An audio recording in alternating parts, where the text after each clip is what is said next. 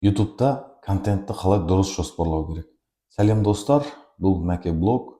Көп арналар қателік жасайды. Видеоны алдын ала жоспарламайды. Ал шын мәнінде дұрыс контент жоспары арнаның тұрақты дамуының басты құралы. Қадам-қадаммен түсіндірейін. Бірінші қадам арнаның бағытын анықтау.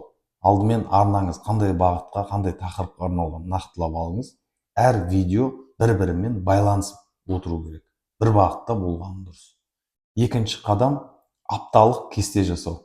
Аптасына қанша видео салатыныңызды белгілеп алыңыз. Мысалы, дүйсенбі қысқа видео, шортс, яғни сәрсенбі негізгі тақырыпқа арналған ұзақ видео, жұма күні аудиториямен байланыс, яғни question and answers немесе блог ретінде.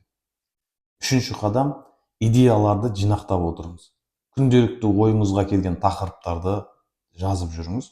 Ол үшін арнайы блокнот немесе қағаздарды қолданыңыз.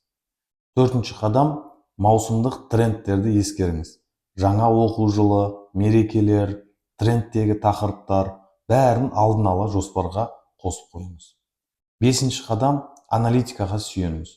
YouTube студиядағы қай видео көбірек қаралым жинап жатқанын қараңыз и сол тақырыпқа байланысты жаңа идеямен толықтырып отырыңыз, видеолар жасап.